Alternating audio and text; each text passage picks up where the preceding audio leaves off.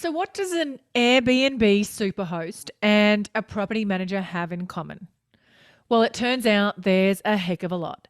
Communication, customer experience, attentiveness, and an ability to listen are just a few of the secrets to success that my guest today shares. And if you want to have a steady stream of 5-star reviews rolling into your business, I'd grab a pen and paper because you're going to learn a lot.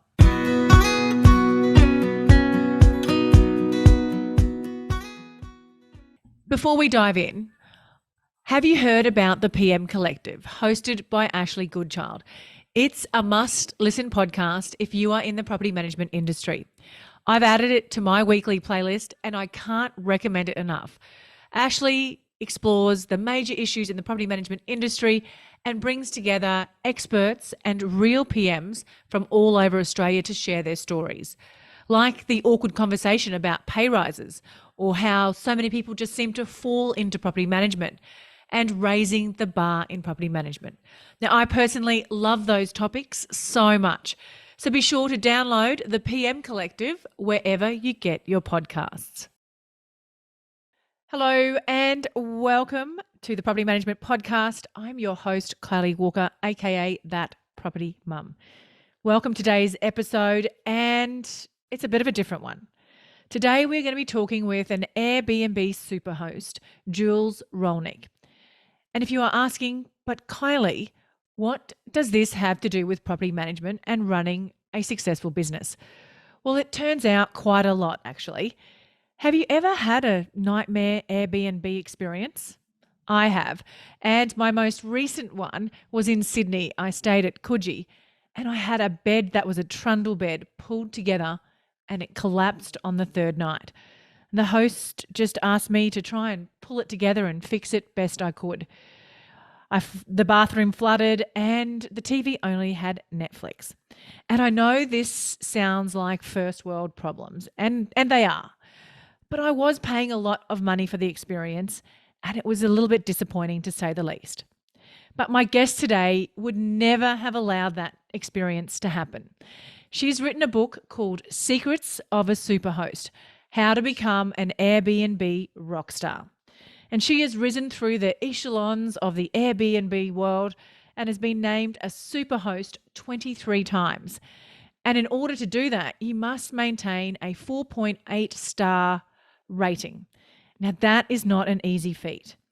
In our conversation today, Jules breaks down the simple but really effective strategies and secrets that we should all apply to our businesses, because reviews are oh so important to all of our businesses these days. So let's dive on in and hear her secrets.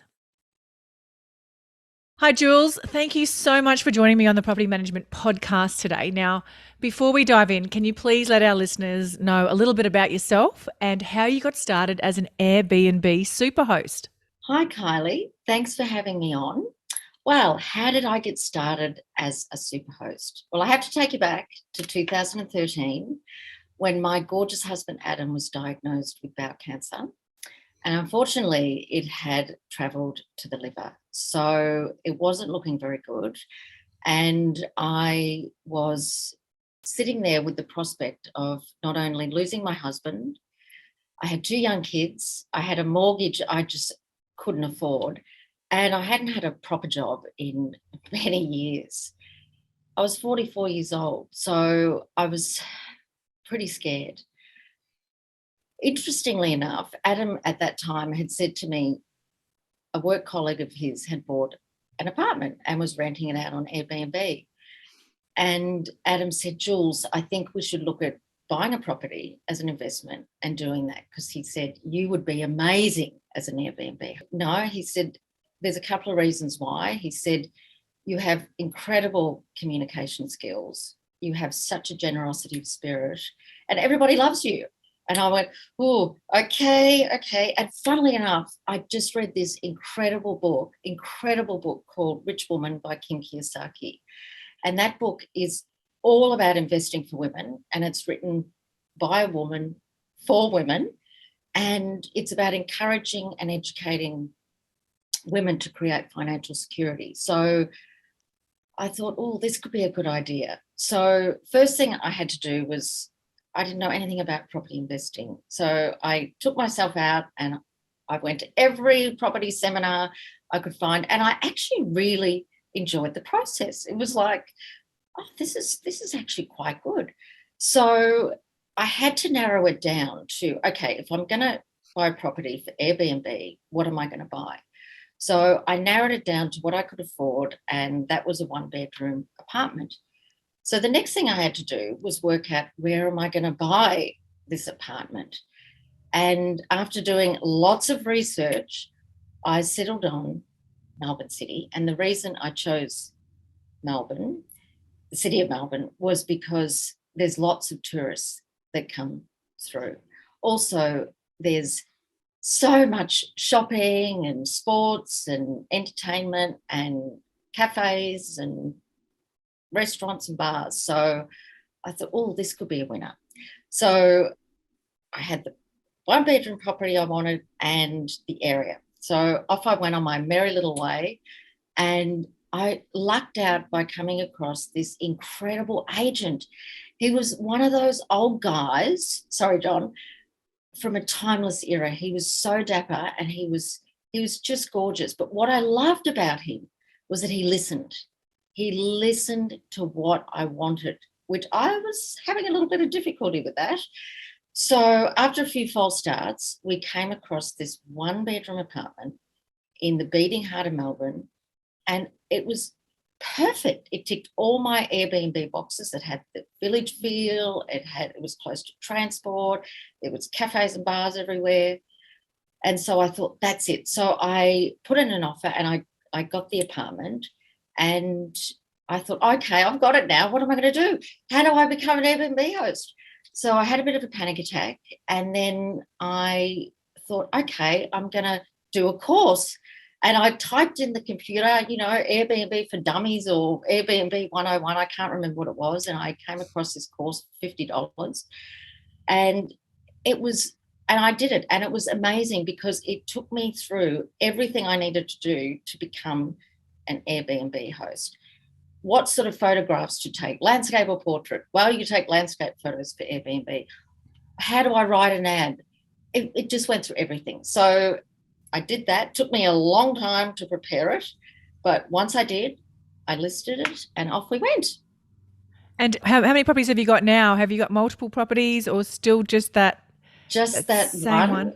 Just that one. But that sort of leapfrogged me into writing the book and then becoming a property developer, owner builder.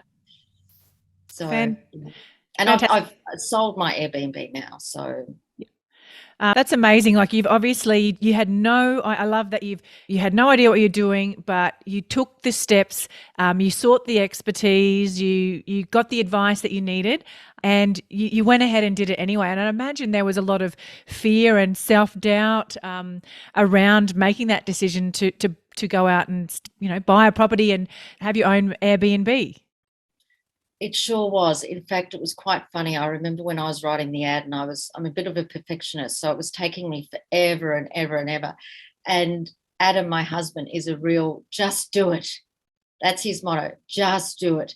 So he literally had to, when we were ready to list, I kept making excuses. Oh, no, I'm not ready. And I remember going out of the apartment around the block, having a panic attack, going, I can't do this. This is terrible. And I came back and he literally grabbed my finger and he pushed the list button, and it went live. And within, I think it was like 15 minutes, I had traction. Oh, that is so good. Well, I've been in property management for a number of years, and so have a lot of my listeners. And I think there's really a lot of lessons that we can probably take from you. One area in particular, and as I was reading your brief on the book, is about reviews. Now, reviews is huge, for Airbnbs. I don't rent an Airbnb unless I've gone, through the reviews with the fine-tooth comb. And same with property management now and real estate businesses. A lot of potential clients and leads are all looking up our reviews. So give us some of your secrets to how we can get some raving reviews. I remember years ago, I heard a saying, excellence is unforgettable.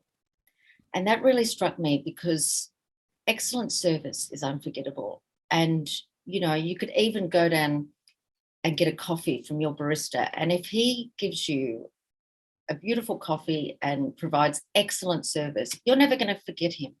And he's a barista or, the Uber driver.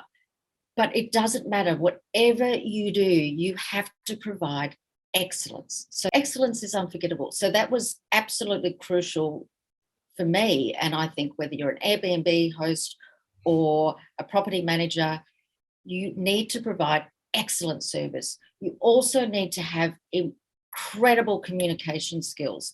I often scratch my head because I think, people think communication happens when often it doesn't. It's the illusion of thinking communication has happened. So you really, really want to have great communication skills. And I know, for example, as an Airbnb host, if I got a request to book or an inquiry, I would act with immediacy. I would be straight onto that guest. I would be looking at the reservation. I'd be answering any questions they had, but I would get back to them as soon as possible.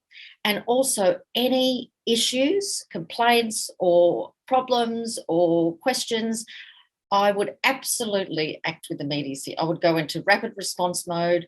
I would attend to whatever was needed and I know I keep repeating myself, but it was with immediacy, because all people want is to know, A, have I been heard?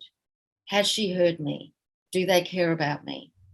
And you ask that guest or tenant or whoever it might be, what can I do to help? What can I do to fix it? So for me, I believe it doesn't matter what you do, whether you're an Airbnb host or in property management, those three things are crucial. Communication is all. Getting on the front foot with any questions, queries, anything, you get straight onto it and deliver. You ask that person, what can I do to help? How can I make it better? Believe you me, that's happened to me a few times. And I would say, okay, what do you need? What can I do to help? And that's all they needed. That's all they needed to hear. And I was like, oh, thanks, Jules. You care. So, and as I said, that last beautiful saying, excellence is unforgettable. That is so good. And I think there is so much that you have said there that we can really translate into property management. I think that's absolutely brilliant advice there. And it kind of relates to the next question that I want to ask you. And it's another idea that you share in your book. It's about creating an experience for your guests. And I have been preaching this for years. Now, everyone can deliver good customer service, but people remember how you made them feel, not what you actually did for them. And that's all about the experience. Would you agree?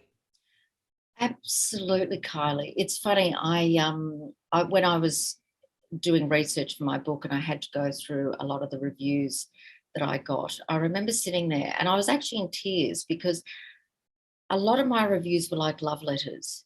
These people write these beautiful reviews, but they were so personable, and they'd write things like, the apartment was amazing, Jules ticked all the boxes, but it was also Jules that made the experience, because I wanted everybody to feel like, firstly, Airbnb is a home away from home. So I wanted to create the environment that people could walk in, they wouldn't have to want for anything, do anything, they could just sit down, make a cup of coffee, grab a magazine, turn the TV on and Netflix is there, and just relax. So that was important for me, to make them feel that they were looked after and really like king and queen, feeling like king and queen.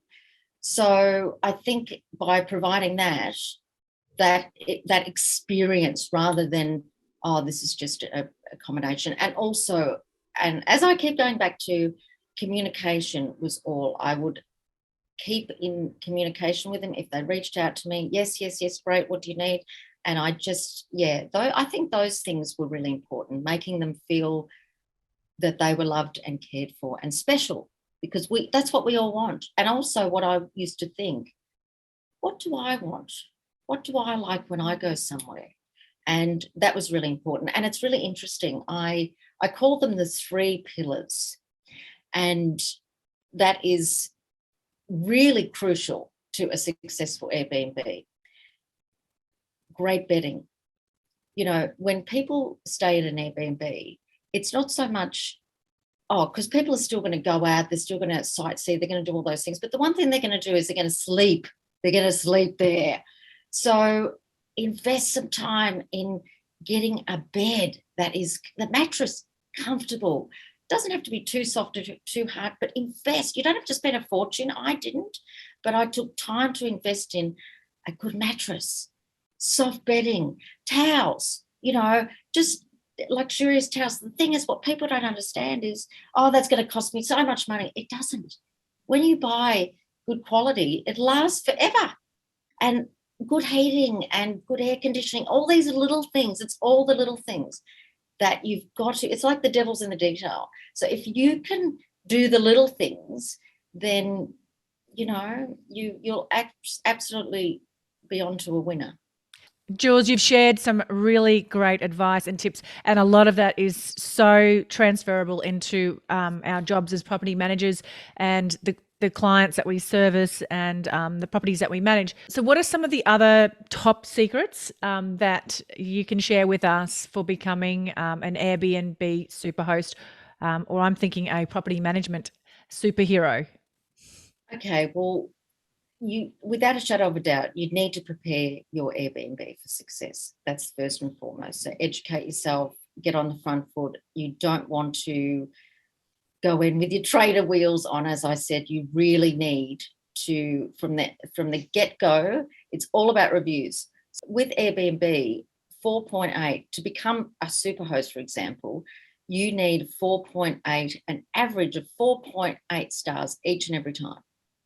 So to put this in perspective, I reached Superhost status on my first assessment. Now you get assessed 4 times a year, every 3 months to become a Superhost. So you have to maintain the rate. So every 3 months, you're going to be assessed again if you are going to reach Superhost status. And if you don't reach that 4.8 star rating, then you'll lose your Superhost status. So I was lucky enough to become Superhost on my first try, and I was Superhost through my whole time with Airbnb, and I think I racked up 23 times I was a Superhost, and it didn't stop there. So that's the first thing you really need to do. I would spend time on designing your Airbnb. I would really spend time on decorating it. So for example, with myself, and it's funny because originally I was going to hire someone to come in and design and help me design my Airbnb. I realized I couldn't afford $20,000 to design or style a 1-bedroom apartment. So I just took myself off to, I think it was Adairs back then. And they had this $100 service, and I got someone to come out and they sort of helped me put it together. But, you can do that yourself, I suppose, but definitely styling, because what's also important with that is you want it to look gorgeous, but you want it to be clutter-free. And this is a big one. And it's funny because if you have a room in your home, or even if you have, for example, like myself, an apartment, people love to put photos up and knickknacks and all this sort of thing. No one wants that. No one wants that. Plus, your cleaner does not want that, because the cleaner comes in and they've got to dust things and whatnot. So you want to have it stylish. And you can just, for example, I had a fabulous sign made up of, it was my street name. So my apartment was in Hardware Street in Melbourne. So I got this sign made up with Hardware Street and the coordinates. And so I had that on the wall, and that's just one thing, one piece, one standout piece. People loved it.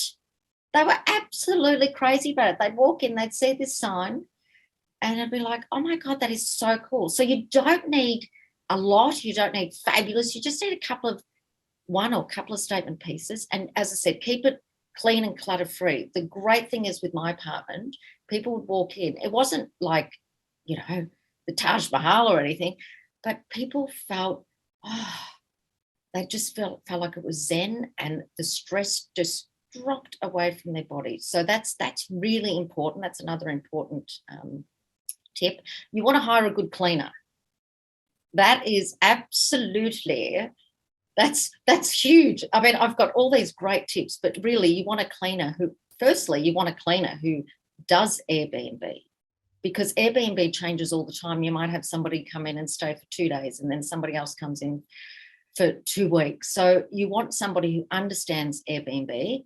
And also, what a great thing is with finding a great cleaner, you can also use them for other things. Like, my cleaner would not only clean, she did all the laundering, not money laundering. So she'd change all the linen and so forth. And as time went on, I would use her when I'd go on holidays. So they'd reach out to the gorgeous Sharon. Hello, Sharon. And yeah, she was fantastic. So that's really important. So you've written your book. So tell us a little bit about the journey of your book, how that came about, and why you wanted to write the book. Yes, Secrets of a Superhost, How to Become an Airbnb Rock Star. Well, over the years, I had many people ask me, Juls, share your secrets with me. How did you become this successful Airbnb rock star? And I was like, oh, that's interesting. And this would happen a lot. So I thought, oh, yeah, okay, I see that there's something here. So that was one reason. Another reason was, and this is so funny, when people used to ask me, what do you do? And I'd say, I'm an Airbnb host. Do you know how many people would share their horror stories? As soon as I would say, I'm an Airbnb host, they'd be off and running. And it would be one horror story after another. And I'm not kidding you. It was more horror stories than positive stories. And I thought, wow, I'm having the complete opposite effect. My guests love my apartment. They love me, and they give me the best reviews. So something's going on here. And funnily enough, Adam, the kids, and I, we were on the Gold Coast a few years ago, and we're staying in this beautiful apartment right on the beach. It was stunning, but there was all these things that weren't right. For example, there was no, on arrival, most people, as I've said before, they just want to arrive and relax and have a coffee or tea. So there was none of that. The cupboards were bare. The TV was broken. There were a couple of other things. But what was really interesting was that my kids were like, Mom, what's the Wi-Fi? Where's the Wi-Fi codes? The Wi-Fi codes. And I'm like, oh, I don't know. I couldn't find them. And funnily enough, with my apartment, one of the things I really wanted to make sure of was that I had the fastest Wi-Fi and unlimited Wi-Fi. And what people have got to remember, all these things are tax deductible. And what is the question that most people would ask me when they'd request to book? Do you have Wi-Fi? Do you have fast Wi-Fi? That was like the number one question. So here we are in this apartment. So I rang the host and I said, oh, look, just wondering where the Wi-Fi codes are. And she said, oh, sorry, haven't got them on me. I'll just pop in when I pop in tomorrow and I'll give them to you. And I was like, what? And I got off the phone and I went, oh my God. And I sat there and I was shaking my head thinking, what's wrong with that woman? I would move heaven and earth if my guests, if they couldn't find the Wi-Fi codes or whatever, I'd move heaven and earth to fix it. So Adam turned around and he said, Juls, you need to write a book and share your secrets with the community. And I went, oh, yep, that's great. I'll do that. Yes, I will. And of course, 18 months goes by and here I am in Bali, and I'm on this retreat and I'm sitting in the breakfast room, and there was a guy sitting across from me, and I had my laptop there and I was attempting to start writing, my book. And we got chatting, this guy, I'll call him John. John and I got chatting, and he said, oh, what do you do, X, Y, Z? And, I said, oh, I'm an Airbnb host, and I'm writing a book about my experience as a host. And he looked at me and said, really? He said, I'm here on holiday with my wife, and we've rented our apartment out back in Sydney on Airbnb for the first time. And I'm thinking, God, you can't make this stuff up, can you? And he said, can you share with me some of your tips? And I said, absolutely. And I was sharing all sorts of fabulous tips with him. And he turned around to me and he said, Juls, you have to write this book. He said, it's not so much a how-to book, but a book of your experiences as a host and what's worked for you. And also people will be able to see what life is like through the eyes, through the lens of a host. So that was the moment that I went, I'm going to write this book. And I did. Thank you so much, Jules. You've shared some really amazing advice and tips, which I think will translate across not only be Airbnb and property management, but also any service industry. You've shared some really valuable advice there. So thank you for that. Now, I'm a big advocate of personal development. So what is one of the best personal development tools that you can recommend to our listeners? A book, a podcast, or other resource? I know you did mention a book early that was transformational for you. Yes, absolutely. Rich Woman by Ken Kiyosaki was what changed my life. That book was a game changer. It is basically, as I said it's a book about, it's written by a woman for women, and it's basically helping women become financially independent. And for me, that was exactly what I needed to do where I was at with my husband, who was gravely ill at the time. So I would go, get yourself a copy, ladies, because, from reading that book, I not only became financially independent, I started property investing. I bought an Airbnb, a property for Airbnb, I became one of Airbnb's top hosts. I then went on to become an owner builder, and I wrote a book. So that is, for me, book 101. Every woman should have a copy of Rich Woman by Ken Kiyosaki.